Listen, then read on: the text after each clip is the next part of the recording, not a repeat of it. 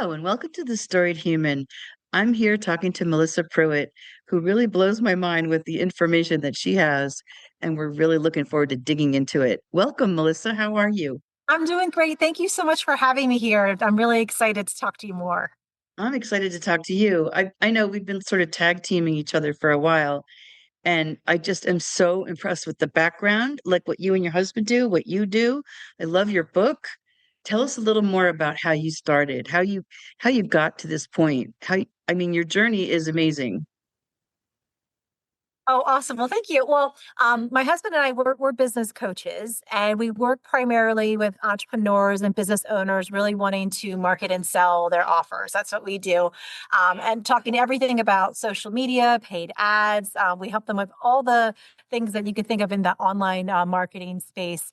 But what's interesting is that my background, I didn't start off in the business coaching world. I actually have a background in psychology. Uh-huh. So I was a therapist for over a decade. I was a therapist, and I worked with all different types of individuals. I worked with families. I worked with women with severe eating disorders, and through that whole process of working with people and learning to really, connect with people and build trust and relationships.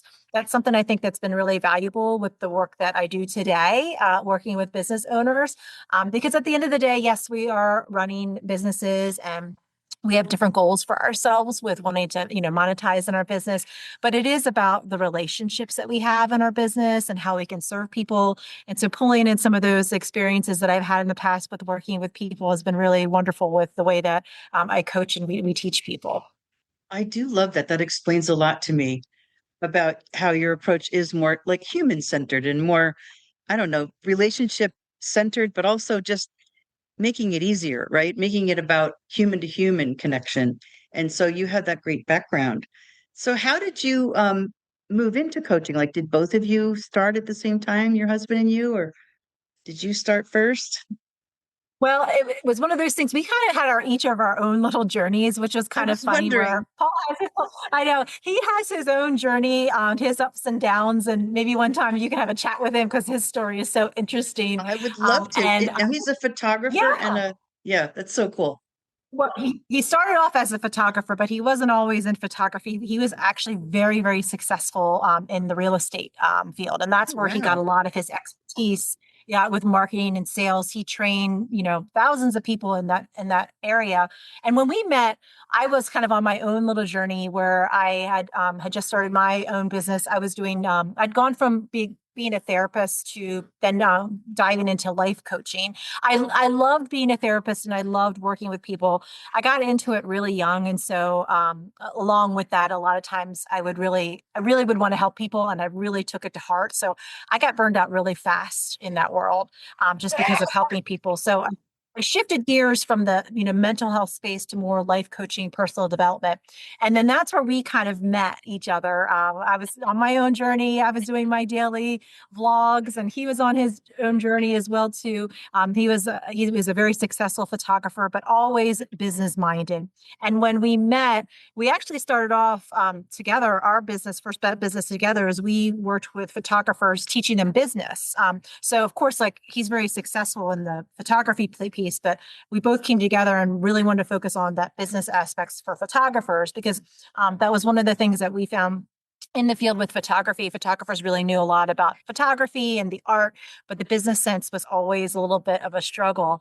And then from there, we both had so much experience and background to bring to the table that we wanted to go beyond just photography. And I was never a photographer. I always enjoyed helping out. I helped out in the business as well too. So we expanded into the world of entrepreneurship, which is where we both really love to talk. We really love to shine, and we've been doing that ever since. So it's been a really fun journey. And So I think that's cool. one of the cool things working together. Yeah, yeah. It's so nice when you can do that together. And also when you refine what you're doing and you move closer to what really brings you joy, because this obviously brings both of you such joy. And we all want more of that. Business doesn't have to be so serious and buttoned up. It can be much Absolutely. more like, organic, Yes. for lack of a better word. I love that story. I love it. I love that you work together. I met my husband at work and we still work well together. Oh, So good. I really relate to that. Yeah, we love it. And it's one of those things that when we you know, got together as a couple, it was one of the first conversations we had together, because we both come from previous marriages where we did work with a spouse that was not a healthy relationship. And so, but when we started working together, we really had a great, honest conversation about what worked for us, how we like to work together. And it's one of those things which I'm sure you've experienced. You kind of figure out what your skills are, what your strengths are, and Yeah. lean into those and then really trust the other person. And we've done that really well over the years. It definitely, with anything, it's one of those things when you first start, you kind of learn each other's quirks Yeah. and things like that. But we really work really well together because we just know we know what our strengths are and what we bring to the business, and we trust that the other person is going to show up and do their part too. So it's really a lot of fun. It does sound like a lot of fun. It also sounds like the role of coach fits you now in your life, right? Like I understand about the therapy. Part of me wanted to be a therapist. I was very attracted to it, very interested in it always. And mental illness, we have some in my, way back in my family, and I was always sympathetic, but I Mhm. always knew that I would take it home, and I couldn't handle it. I knew it. Yeah. So I Yeah. stopped myself. I think it's very wise to know when in your life it's time to switch it up a little, you know? Absolutely. Absolutely. Yeah. It was, it served its role. And when I was in it, and it was, I loved it when I was in it. But it did get to a point where, like I said, I would start to come home, like you said, with it. I Hmm. would think about my clients. And a lot of the times, some of the situations just were really, really challenging. And so it just had a Yeah. lot of challenging thoughts. What I love about coaching is that, a lot of times the people that we work with, especially nowadays, they kind of know what they need to do. I mean, they might need some directions on specific strategies and things like that, but it's a matter of just kind of guiding people along to make the best decision for themselves. And that's the way that even Paul and I we coach today. We give a lot of great coaching on business, but we really work with people and meet them where they're at because not everyone's going to want to do business the same way, and everyone has different circumstances too. So that's kind of how we look at it from a holistic perspective. It's we have some people that they're just starting off with their business and they want this to be an income supplement. Other people that money's not really the big thing on their mind, but they just want to contribute something to their community. So we meet people where they're at and work with them to kind of help them with their goals. It's very individualized, and that's what I really love about the coaching world. It's just always interesting, isn't it? People are Mhm. so interesting. That's why I do this. They Um, are, yes. You learn a they lot are. about people. They're fascinating. Yeah. But I want people to hear how important it is to have a coach, a life coach or a business coach. I never knew before I started knowing more people in those worlds how important that is. And I have an accountability group. I meet with them every week, and it just keeps me on track. It reminds me of what I should be doing. And I think that can help.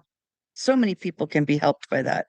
Yeah, And absolutely. they don't realize that's part of what happens is you have to be accountable to somebody. You're not inside your own head. Yeah, yeah, and it also can get very lonely sometimes when you're inside Oh your own yeah. head. So just having that accountability, someone to bounce ideas off of, it's so important. And you bring all that experience. I can imagine that people are very grateful to have you in their corner. So how many years have you been doing this now?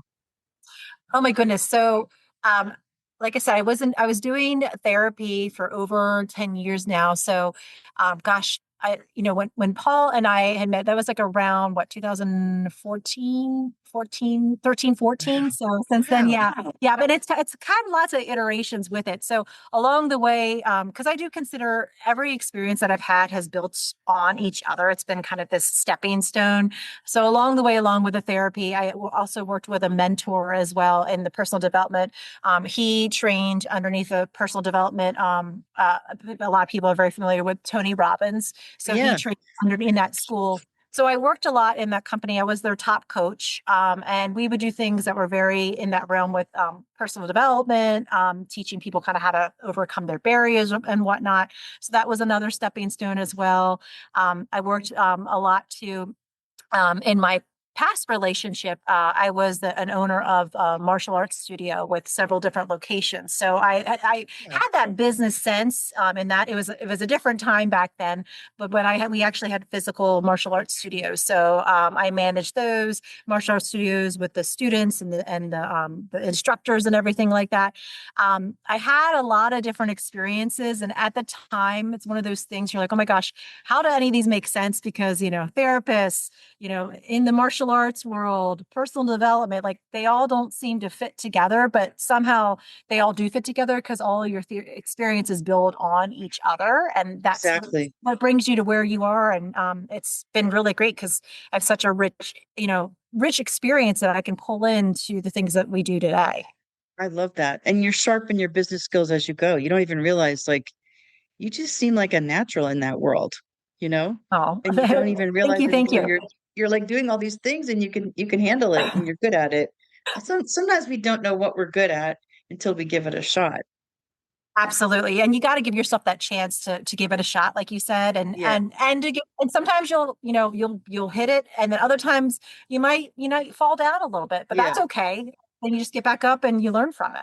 I'm so glad you said that. That's like my big thing that I got from the podcast class, which is also it had a lot of mindfulness as part of it. I just wasn't taught that as a kid. I don't think a lot of us were that little failures are part of the journey and they just mean you got to keep going, pivot a little maybe, keep going. And I just see that everywhere, that kind of it's fascinating to me how people they have that polarized view like well, I wasn't meant to do it. They have one little failure, they think they're not meant to do it. Or even with, I mean, I'm going to dive off a little bit into recovery. Like Mhm. it just, I know that I used to think, oh, they fell off the wagon. Oh, that's just not working for them.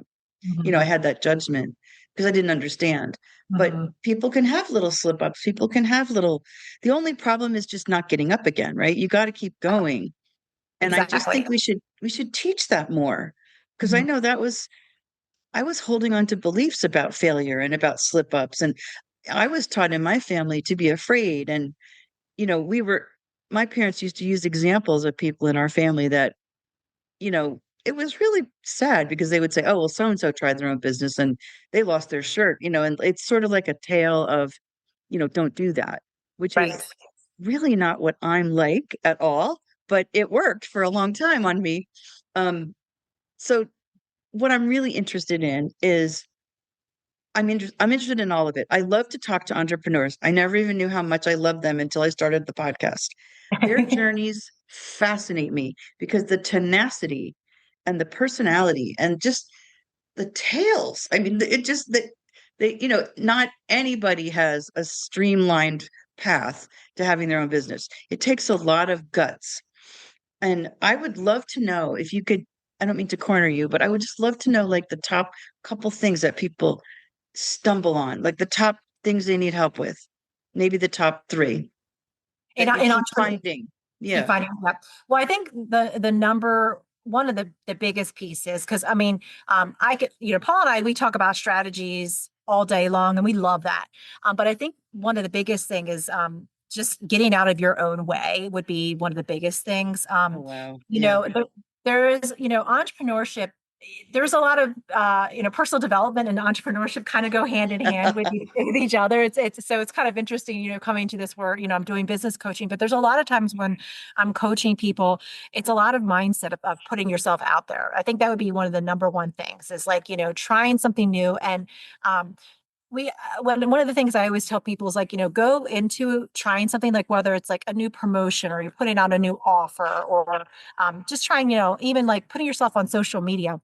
You won't know the results from that. You won't know, how well it turned out until maybe, a couple months from now. You won't know until you try it. But it's actually just the act of, putting it out there as far as that goes, and being okay. I always tell people to, put yourself out there, put an offer out there, without any expectations. And it's a lot harder to say, to do that, than you think it is, but without any expectations with it.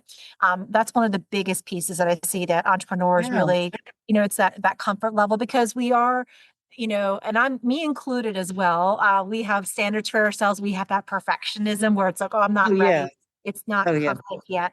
And I just love, I've gotten much better at it nowadays where it's like, we're just going to try this and we're going to have fun. And we're going to experiment with it and we're going to go with no expectations and we're going to learn from it. We're going to, if it's a new promotion, we're going to put it out there. And there's been a lot of times where I put together, like a sales page because I write all the copy and everything like that. And maybe it's not exactly as I'd like it, but I'm just going to get it out there because we won't know until we have people actually look at it, get feedback from it, if it actually is something that works. So that would be like one piece is that a lot of Yeah. people in this world, they don't put themselves out there enough. Another big theme that I see with entrepreneurs is consistency. It's Oh really, yeah. yeah, consistency with doing the things, and sometimes with that consistency, you come into entrepreneurship because you don't want to work for anyone. You want freedom. You want to be able to, wake up whenever you want to wake up and do whatever you want to do. But we have to create some consistency for ourselves as entrepreneurs. We have to have some sort of like routines, things that we do on a regular basis that are going to give us the biggest return of our time and energy. And sometimes some of those things, they're not exactly the fun things, they might be the mundane things. But like if you're consistent at it, that's where you're going to see the results. It's those constant little things that you do each and every day, even the stuff that's boring, to do that every day. And I see a lot of entrepreneurs, they kind of fall off of that. They see something shiny and go over there, but it's like you were doing the same thing really, really well. Like keep doing that, and you got Yeah. clients, and then you stopped because it got boring. But it's like keep doing that consistent thing over and over again, and that's gonna help That's you out worth with so much. That's so important. I remember I got to interview my brother, who's a really successful entrepreneur. He sells, I call them boutique arcade games. They're like beautiful. They're hand built, old that. fashioned. They have art and a cabinet, but inside is a computer. You could play thousands of games. Oh So wow. he's kind of evolved to this, and it's just this beautiful thing. But he talked about consistency. He talked about just keep your head down, keep on target. And I said, well, what's a piece of advice that you would give like budding entrepreneurs? And he had the most practical, beautiful piece of advice. He said, don't buy swag. Start their new business, right? And they're like, ooh, swag, and they're not even a business yet. And my brother, I thought that was so wise. I said, Yes. that is so good. He goes, don't buy the shirts, don't buy and now, of course, he has some of that because he delivers the machines, right? He has the Mhm. shirt, it looks official, but he said, don't buy swag in the beginning. And I thought that was so, Yeah. Yeah. it speaks to your point. Like swag is exciting, right? It's the shiny thing, but you Right. have to build the It's the business. shiny thing. Exactly, exactly. And sometimes it's that those things, it's figuring out what are those things that actually move the needle in your Yep. business and just being Yep. really consistent with that. So if it's like, a weekly email to your people to connect with them, keep doing that weekly email, even though it's like, Yep. oh, and I don't know if this is making a difference or not. You won't know until you just keep that consistency. The last thing I would say is just having fun in your business. It's contagious, fun. I was going to say a lot of things that you're talking about, Kathy Heller talked about in her class, where you're talking about being authentic, getting out there, not making it. Kathy says, who's the least favorite character in a movie? The perfect one. People don't Yes. relate to perfect. They don't want perfect. They want real. And so if Yes. you're authentic, they believe you and trust you. And trust is what you talk about so often in your book and in your on your website about building that relationship and having that trust. You don't build trust by having all your, ducks in a row and waiting really long time to get your stuff out there. And I Exactly. also like that you say it's more than just throwing content at people, right? So I Mhm. think a lot of us who are not used to social media, myself included, we just like build this little content thing and this little missile and fire it out into the world, but that's not what it's about. And what's funny is you're reminding me of losing weight is the Mm. same way. Like you're not going to see results right away. What you were good today and what you ate today will help you in a few days, right? Or next week. So Exactly. it's very similar to anything that you want to establish, and habits are really important. But pivoting, my brother talks a lot about pivoting. Like Mm. he tried over 17 years, he calls himself the 17-year overnight sensation. He tried several different products, and if they didn't work, he tried again. Like I think, what is it about someone that gives them that stick to itness? Like, do you build that, or do some people have that naturally? I think some people are just have natural resiliency, and Yeah. whatever background that allows them to be resilient, and if they fall down, they get right back up. But I do think it's something that can be learned and can be practiced, like with anything.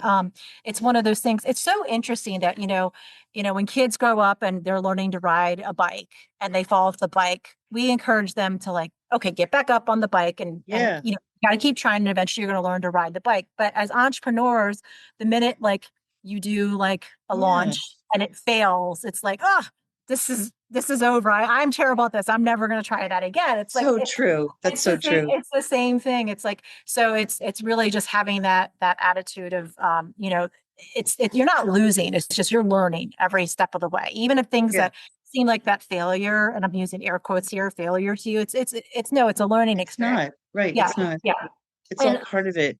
it's all part of it. And a lot of times too, what you see on social media, from and in the space, from a lot of successful people are all the wins. But I know darn well, and you know darn well that they had many, many loses that they may Yeah. not be publicly that Right. got them to that point. You know what I mean? Well, you're also reminding me, I noticed Amy Porterfield recommended your book, and I love her. I took her course, and I just love her. I love, and she also works with Kathy Heller, so I definitely have a type. And she said, I love how she sort of revels in the fact, this is so loving to tell people. She revels in the fact that she went to so much trouble to plan her first online course. She was going to sell this course, and she made a big whopping $167. And she Wow. cried for like a week. And I thought, how lovely to reveal that to people and let people know that's not the end, right? Mhm, And even mhm. people who are super successful have had those stories. So Oh I think yeah. that's really important. Um, I just love that idea too. Is like not all of us are good at habits, Mhm, and you have to learn how to. I what I do is trick myself into following habits, like mhm, whatever works, right?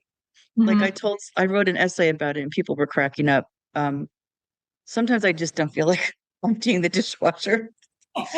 So I'll start the coffee and I'll say, I wonder if I can empty the dishwasher before the coffee's done. And Yes. that's how I do it.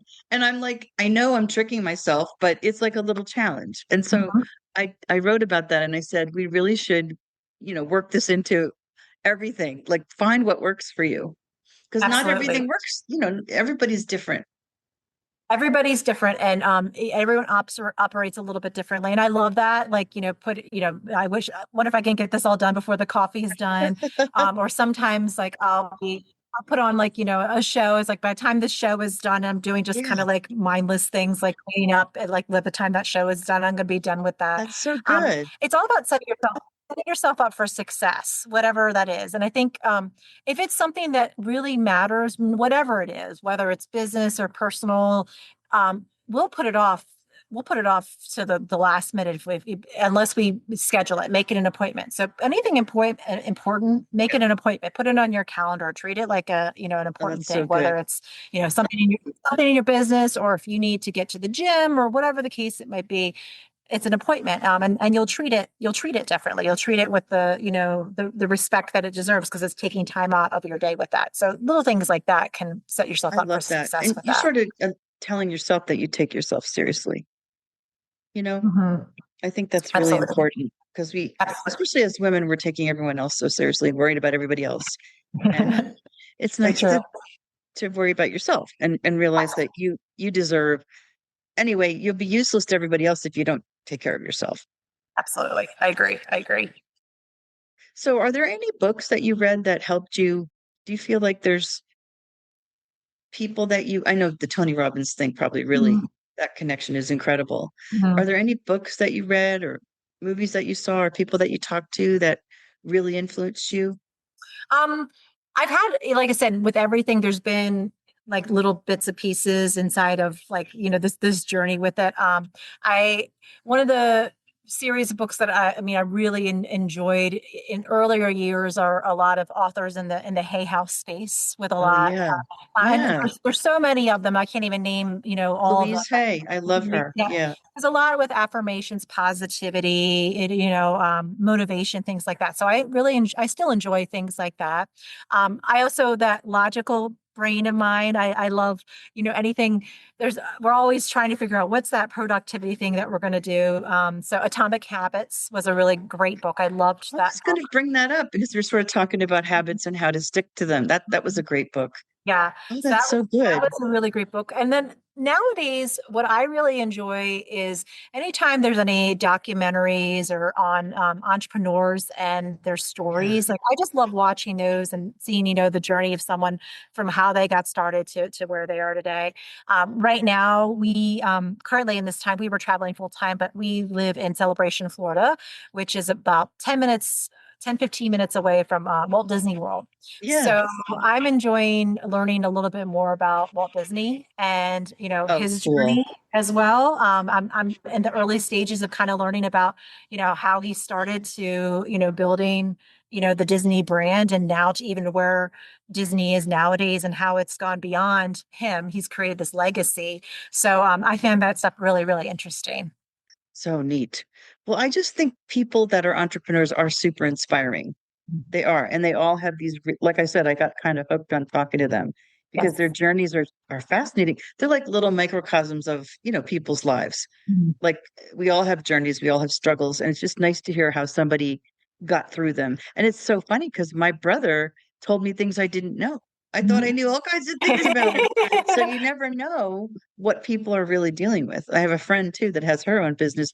She also calls herself, I think, the 15-year overnight sensation. And Yes. she completely changed her career and she um, works with animals and Oh, has like a doggy daycare and oh, I love she that. has a master's degree in animal science. So she does like extra, if you need extra care, you need, Mhm. injections or special needs dogs. But yeah, it's been quite a journey for her too.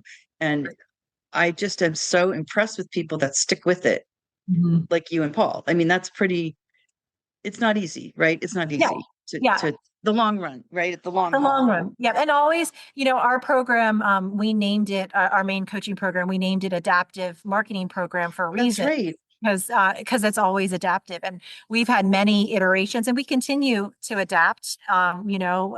With everything. That's a great thing. With that, it's with marketing, you kind of have to pay attention to what's going on in the Yes. market, what people are resonating with, and you adapt. You adapt the way you communicate with people. At the end of the day, it's about meeting people where they're at. If you have an offer that is going to help them, how can you get that message out to them in a way that they're going to understand it? And so it's like you said, trying different things, adapting to the shifts and changes and whatnot, and we'll Yeah. continue to adapt even beyond this. So That's so great. I like how positive you are. I wish people, I hope they hear that some of us really could use an ear or help. A coach Mhm. is can shorten the journey and make you realize what how to set your goals and maybe what's working, what's not.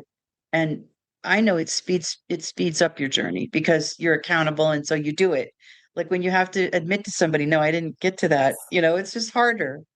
So I hope people hear that because I think it's absolutely. super useful to have somebody in your corner.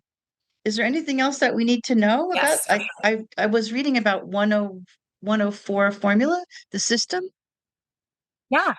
Yes. Yeah, I can tell you a little bit about that. So my book is influenced from social Yeah. to list to launch, and I Hmm. talk a little bit about some things we pulled in today, which is really get that messaging and making sure that the messaging that you're putting out there, to your audience is congruent. So everything from your social media to how you're going to get that message out there with a launch, it's all that flow with it, so that everything you put out there makes sense.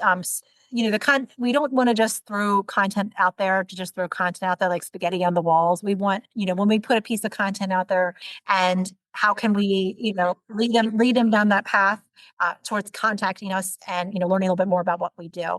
The 104 formula is in the book where I really talk about how to, because I talk about this and people are like, well, how does that actually work? What does that actually look like? And what it comes down to is really understanding that the problems and challenges that your person is having, their desires that they have, what they want more for themselves, and more than just surface level, like really, what are they thinking, feeling, saying, and doing? And documenting this in our wonderful formula so that you can really you always have things to talk about with your audience. You're never going to run out of content, because I know that's a big struggle for people. It's like, what do I actually It say on is. It video? is. What Yeah. do I post? Once you have that idea of how your person works and the challenges that they have, and again, you get to know about this by having relationships with people, having conversations, doing some research, then you're never going to run out of things to talk about with them, because what you're going to talk about with them is going to be so relevant and interesting for them that they're going to want to reach out to you.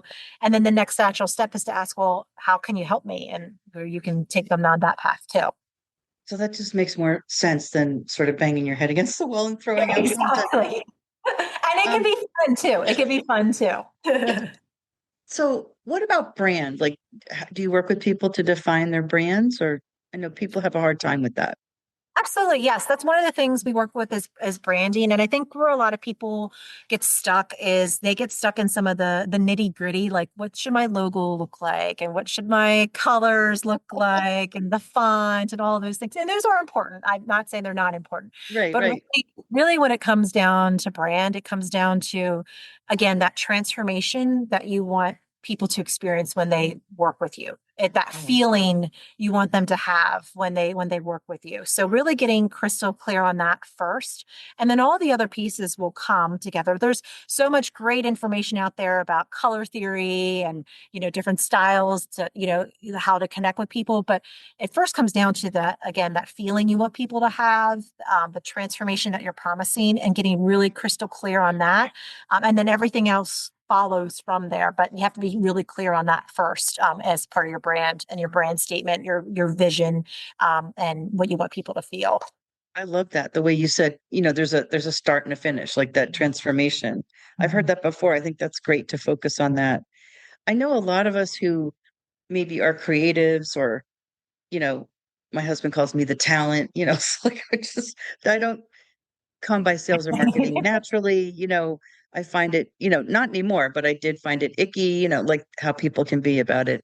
Mhm. Um, but it's really not icky, like you make it so human. You talk about it's just, it doesn't have to be hard or icky, because people buy from someone they trust, Mhm. and you don't sell a product, you really sell you. That's Mhm. what Kathy Heller always talks about. So if you have that together, like you have your message together, and you're authentic, you're going to do better than if you say, hey, here's this great product and it does all these things for you.